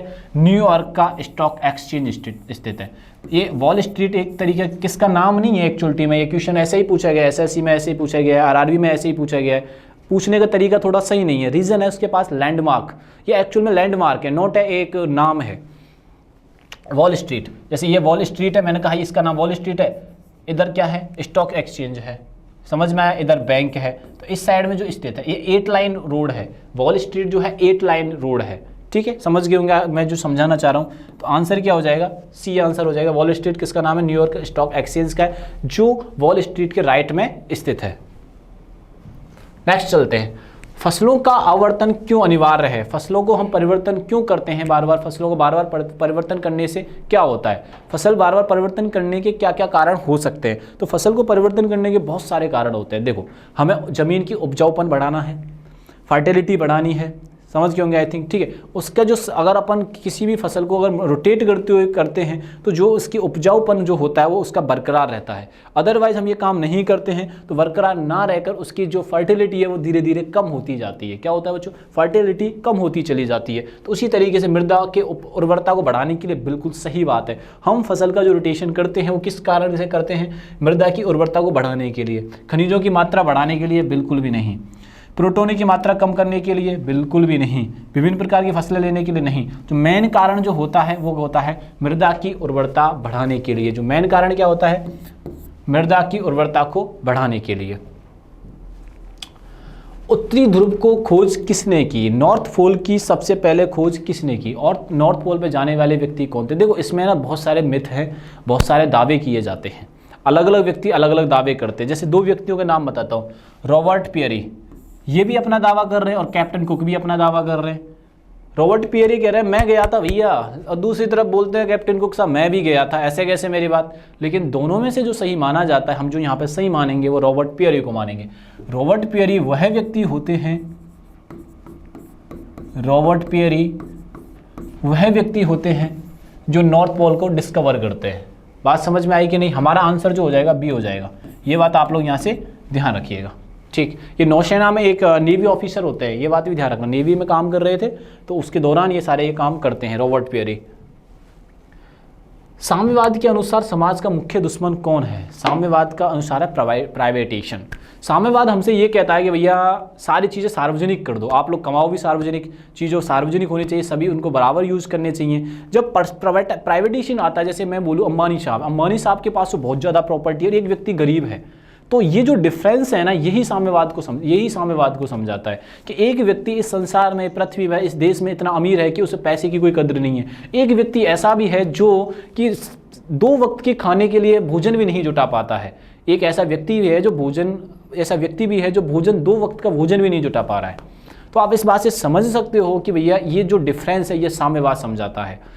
साम्यवाद कहता है कि भैया सभी को बराबर के अधिकार मिलने चाहिए, सभी के पास बराबर पैसा होना चाहिए। और प्राइवेटेशन को ये बोलता है भैया प्राइवेटेशन ना हो कि ये सार्वजनिक रूप से सारी चीज़ें कंडक्ट होनी चाहिए। साम्यवाद हमें ये सिखाता है। निजी संपत्ति, पूंजीवादी वर्ग, सरप्लस या वेसी मूल्य या रिलीजन, धर्म, तो ये जो सिखाता है हमें सिखाता है निजी संपत्ति के बारे में।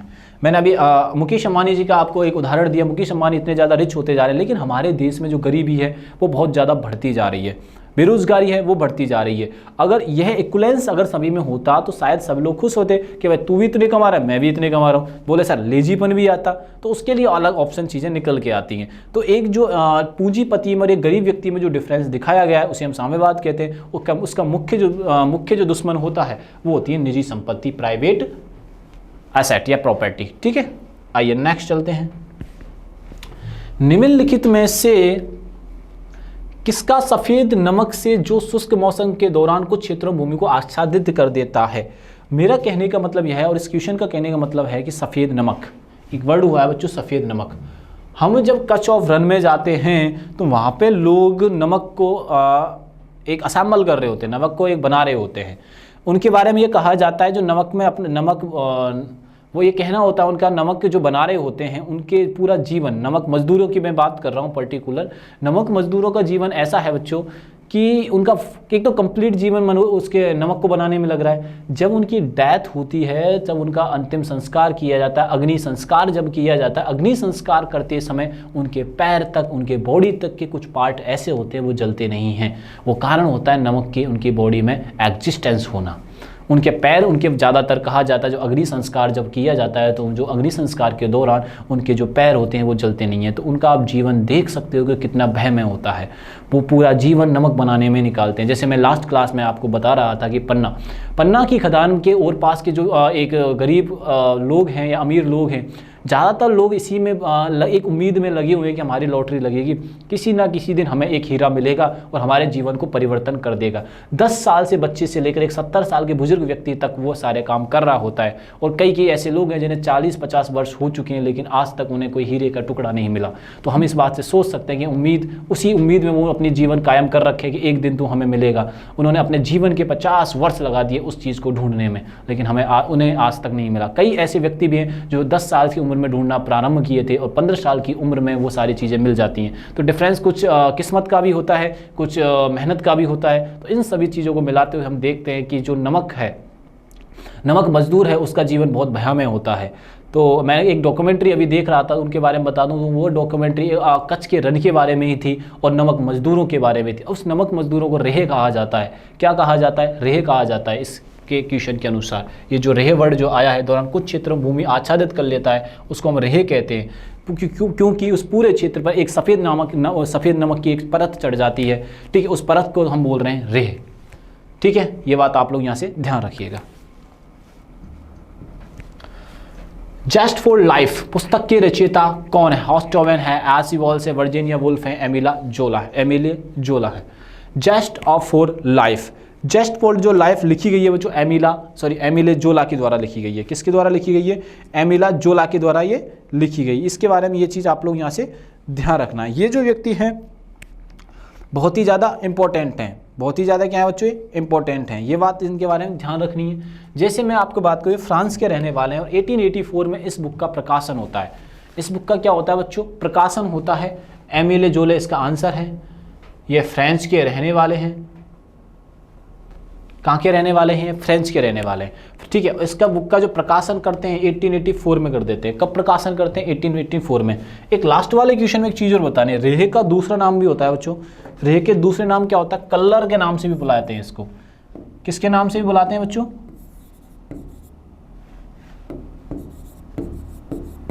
कलर के नाम से भी बुलाया जाता है। किसका? रेह का अगर आपसे दूसरा नाम ऑप्शन में कभी आ जाए तो कलर भी होता है। कलर नहीं, रंग की बात नहीं कर रहा हूं, कलर होता है ये। ठीक है, चलिए नेक्स्ट क्वेश्चन पे चलते हैं। मरकरी और सोडियम स्ट्रीट लैंप किसके कारण रोशनी देते हैं? सोडियम स्ट्रीट लैंप आपने देखा होगा जब आजकल, पहले अभी तो इतना नहीं, आज तो एलईडी लाइट्स का ज़्यादा यूज़ किया जा रहा है, जो वाइट लाइट होती है अपने रोडों पर। आप प्राचीन समय में जाओगे, प्राचीन समय से मैं ऐसे नहीं बोला 200-500 साल पहले जाना आपको, तो ऐसे 5 से 7 साल पहले जब हम रोड पे चला करते थे तो रोड लाइट येलो हुआ करती थी। आज भी बहुत सारे शहर या पुराने शहरों में, टाउन्स में आज भी ऐसी लाइट लगी। जो येलोपन था ना वो इसी कारण था, मरकरी और सोडियम स्ट्रीट के कारण ये वो येलो दिखाई देती थी। ठीक है, और जो ये पूरी प्रक्रिया रोशनी दे रही थी परमाणु उत्सर्जन के कारण हो रहा था। ये पूरा जो क्रिया हो रही थी ये परमाणु उत्सर्जन के कारण हो रही थी। क्लियर है? तो इस क्वेश्चन का जो आंसर हो जाएगा बच्चों क्या हो जाएगा? ए आंसर हो जाएगा। ठीक है, आइए नेक्स्ट चलते हैं। भारतीय संविधान में सिविल सेवाओं की कौन सी 3 श्रेणियां हैं, उनमें जो मेंशन है, आप लोग आईएफएस की मैं बात कर रहा हूं, ठीक है, सॉरी आईएफएस ने एडमिनिस्ट्रेटिव सर्विसेज, सिविल सर्विसेज की मैं बात कर रहा हूं। हम आईएफएस जब आता है तो हम ज़्यादातर उसमें फॉरेन सर्विसेज शामिल कर लेते हैं, एक्चुअलिटी में फॉरेन सर्विसेज इसमें नहीं आता है। इसमें क्या होता है बच्चों, फॉरेन सर्विसेज यहाँ पे बिल्कुल भी नहीं आता है। कैसे, देखते हैं क्या है। एडमिनिस्ट्रेटिव पुलिस, फॉरेन सर्विस, सारे बच्चे ये कर देंगे, लो जी लो जिंदगी भाई, ये आंसर सही नहीं है।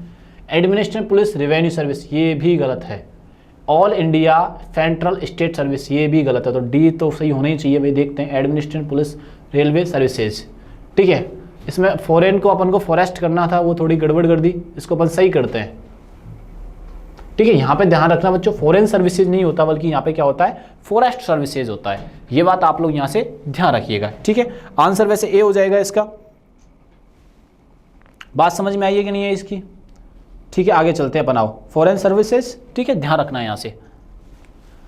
उत्प्रेरक कन्वर्टर सामान्यतः किससे बनाए जाते हैं? उत्प्रेरक या कन्वर्टर जो होते हैं वो किसके बनाए जाते हैं? वो सक्रांत धातुओं के बनाए जाते हैं, ट्रांजिशन मेटल्स के बनाए जाते हैं, ठीक है। उत्प्रेरक जो बनाए जाते हैं वो किसके बनाए जाते हैं? सक्रांत धातुओं के बनाए जाते हैं, ठीक है। आइए, इन जानवरों में से किसके जबड़े नहीं होते हैं? जो ये जानवर हैं, किनके इनमें जबड़ा नहीं होता है? ट्राइगोन का है, सार्क का है, स्प्रिना का है, मिक्साइन का है।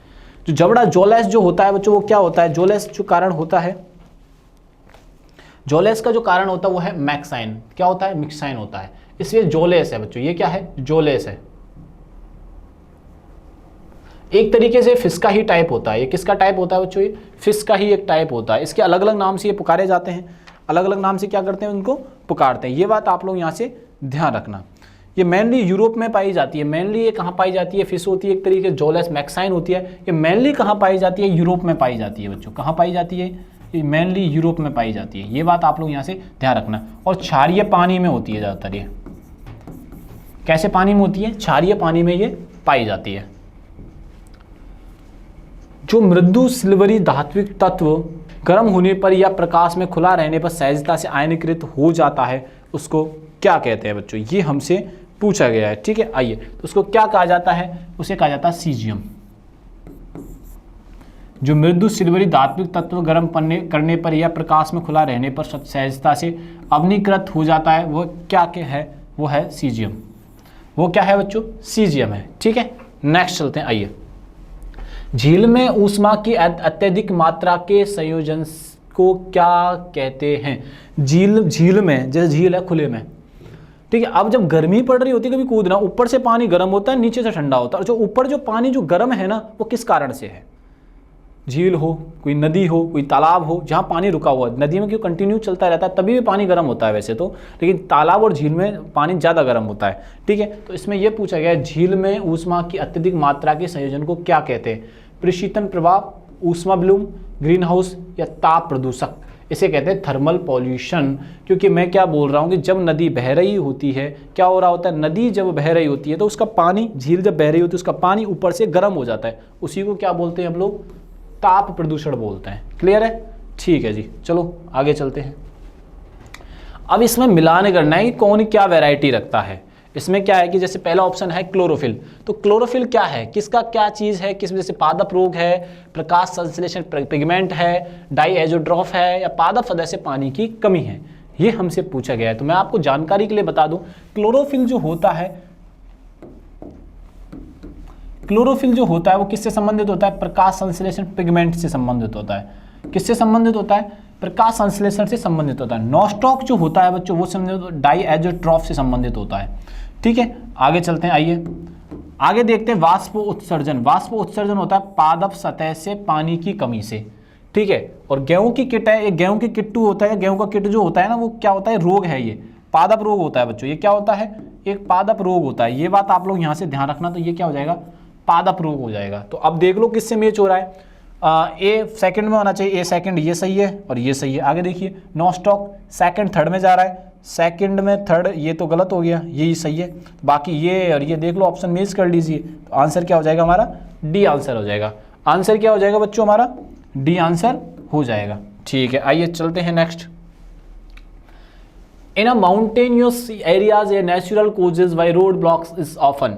भारत पर्वतीय क्षेत्रों में सड़कों को अवरुद्ध होने का क्या मेन कारण होता है? जैसे पर्वतीय क्षेत्र में आप रह रहे हो, आप अरुणाचल प्रदेश में रह रहे हो, हिमाचल में रह रहे हो, उत्तराखंड में आप रह रहे हो, मेघालय में आप रह रहे हो, मणिपुर में आप रह रहे हो, तो वहाँ जो पर्वतीय क्षेत्र हैं उन पर रोड ब्लॉक बहुत जल्दी हो जाते हैं।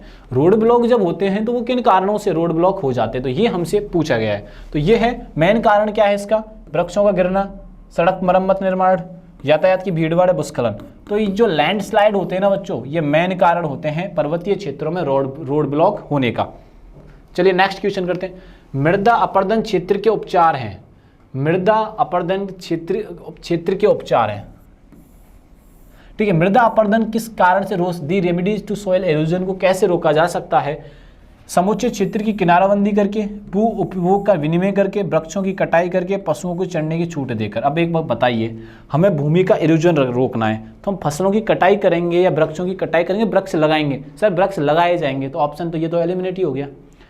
पशुओं को चढ़ने की छूट दे देंगे, तो पशुओं को चढ़ने की छूट दे देंगे तो पेड़ पौधे वैसे ही टूट जाएंगे, ये भी हट गया। भू उपयोग का विनियमन करेंगे, हाँ भू का उपयोग का एकदम विनियमन करेंगे। समुचित क्षेत्र की किनाराबंदी करेंगे, पेड़ों से ही किनाराबंदी होगी। तो ए और बी देख लीजिए कहाँ पर है, बी ये रहा, ठीक। आइए, फ्लोरोसेंट लैंप में चौक का प्रयोजन क्या है? फ्लोरोसेंट का जो हम फ्लोरोसेंट में लैंप में चौक का जो प्रयोजन कर रहे हैं वो किन कारणों से हम कर रहे हैं, ये हमसे बच्चों पूछा गया है। ये आंसर बहुत सावधानी से देना कि यहाँ पर गलती करने के चांसेस आपके बढ़ जाते हैं, ठीक है। आओ, प्रतिरोधकता को कम करना, करंट के प्रवाह को कम करना, करंट के प्रवाह को बढ़ाना, या वोल्टेज क्षणिक को कम करना। तो आंसर क्या हो जाएगा, बी हो जाएगा, करंट के प्रवाह को कम करना। करंट के प्रवाह को क्या करना बच्चों, कम करना। तो आंसर इज बी। व्यक्ति की पृथ्वी की सतह की तुलना में चंद्रमा की सतह पर अधिक ऊंचा क्यों उछल सकता है? ये कहना चाह रहा है कि हम अभी पृथ्वी पर हैं, पृथ्वी पे बच्चे उछल कूद करते हैं, आप भी बहुत ज़्यादा उछल कूद करते हो, अगर हम चंद्रमा पे गए तो ज़्यादा उछलेंगे। बोला ऐसा क्यों है? सीधी सीधी बात है, हम उछलने का कारण क्या होता है, ग्रेविटी। तो हमारे यहाँ पे ग्रेविटी अधिक है और वहाँ पे चंद्रमा पे ग्रेविटी कम है। चंद्रमा से जो ग्रेविटी है हमारे पृथ्वी पर 6 गुना ज़्यादा है, यानी 1/6 मैं इसे बोल सकता हूँ कंपैरिजन टू अर्थ। अर्थ से 6 गुना कम है और चंद्रमा से 6 गुना हमारे पृथ्वी पर ज़्यादा है। हम अगर यहाँ पे 1 फीट उछलते हैं तो इसी बल से हम चंद्रमा पर 6 फीट उछल जाएंगे। क्या होगा, 6 फीट तक अपन उछल सकते हैं। ये बात आप लोग यहाँ से ध्यान में रखना। व्यक्ति पृथ्वी की सतह की तुलना में चंद्रमा की सतह पर अधिक ऊंचा उछलता है। चंद्रमा में गुरुत्वाकर्षण कारण त्वरण पृथ्वी की तुलना में कम है। चंद्रमा पृथ्वी से अधिक ठंडा होता है। चंद्रमा की सतह खुरदरी होती है। चंद्रमा का कोई वायुमंडल नहीं है। तो आंसर ये रहा ए। चंद्रमा में गुरुत्वाकर्षण के कारण त्वरण की पृथ्वी की तुलना में कम है। तो आंसर क्या हो जाएगा हमारा, ए आंसर हो जाएगा। ठीक है, आगे चलते हैं। पेरिस ओलंपिक के समापन समारोह में भारत का ध्वजवाहक कौन था? समापन, अगर यही क्वेश्चन पूछता कि प्रारंभ में कौन था, तो शरद कमल थे। शरद कमल के अलावा पीवी सिंधु थी। जो आयोजक जब स्टार्टिंग में प्रारंभ जब होता है, जब एंडिंग होती है तो 2 व्यक्ति होते हैं। जब ओलंपिक की जब एंडिंग होती है, ओलंपिक की एंडिंग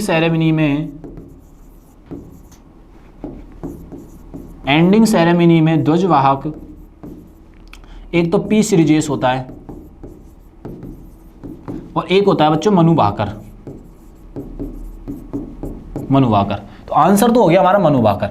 लेकिन पी श्रीजेश को प्रारंभ में नहीं चुना गया था। पी श्रीजेश साहब को प्रारंभ में नहीं चुना गया था। इनकी जगह जो नीरज चोपड़ा थे वो ध्वजवाहक बनने वाले थे। लेकिन नीरज चोपड़ा साहब ने कहा कि भैया मैं ना 2028 में ध्वजवाहक बनूंगा समापन के दौरान, तब मैं गोल्ड जीत कर आऊंगा। मेरे से ज़्यादा जो डिजर्व करने वाले व्यक्ति हो पी श्रीजेश हैं। जो पी श्रीजेश साहब क्या कर रहे हैं, ये गोलकीपर है हॉकी टीम के। ठीक है, मैं ये शूटिंग से संबंधित है। गेमों के नाम भी बता देता हूँ आपको। ये शूटिंग से हैं और ये हॉकी से हैं। ये किससे संबंधित हैं? ये हॉकी से संबंधित हैं और ये हॉकी टीम के मेंबर हैं। और हॉकी टीम में क्या करते हैं, गोलकीपर का काम करते हैं। क्या इसका काम करते हैं, गोलकीपर हैं। तो इन्होंने इस वर्ष 2024 ओलंपिक में हॉकी से रिटायरमेंट भी ले लिया है। तो इस वजह से इनको श्रीजेश को रिकमेंड जो किया था वो नीरज चोपड़ा ने किया था। तो आंसर तो हमारा हो जाएगा मनु भाकर। ये बात आप लोग यहाँ से ध्यान रखिएगा। अगर आपसे ये पूछा जाता समापन समारोह की जगह प्रारंभ समारोह में कौन था, तो पीवी सिंधु और कमल शरद थे। ये बात आप लोग यहाँ से ध्यान में रखना। किस मंत्रालय ने भारत में डेटा प्रबंधन और प्रसार में एक महत्वपूर्ण प्रगति को चिन्हित करते हुए ई सांख्यिकी पोर्टल लॉन्च किया है? तो ई सांख्यिकी पोर्टल लॉन्च करने वाला जो डिपार्टमेंट है ministry of statistics and programme implementation है, यानी कि सांख्यिकी और कार्यक्रम कार्यान्वयन मंत्रालय है बच्चों। नेक्स्ट क्वेश्चन करते हैं, पीएमओ में अतिरिक्त सचिव किसे नियुक्त किया गया है? पीएमओ में अतिरिक्त सचिव जो नियुक्त किया गया है वो अमित सिंह नेगी को किया गया है बच्चों। किसे नियुक्त किया गया है? अमित सिंह नेगी को। अमित सिंह नेगी साहब को नियुक्त किया गया है। भारत और किस देश ने दोनों देशों के बीच व्यापार को आसान बनाने के लिए सीमा शुल्क सहयोग व्यवस्था पर हस्ताक्षर किए हैं? तो ये जो भारत ने अभी हाल ही में जो हस्ताक्षर किए हैं, भारत और न्यूजीलैंड के मध्य ये हस्ताक्षर हुए हैं बच्चों। आंसर क्या हो जाएगा हमारा? न्यूजीलैंड।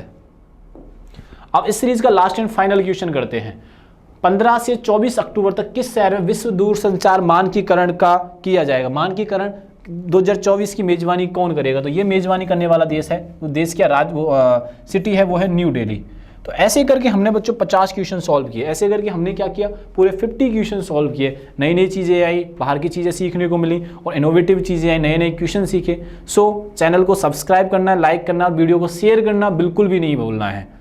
तब तक के लिए थैंक यू, धन्यवाद। और आप अपना बहुत सारा ध्यान रखिए बच्चों, कि मौसम क्लाइमेट चेंज हो रहा है, सो नाउ अपना ध्यान रखिए। थैंक यू, धन्यवाद।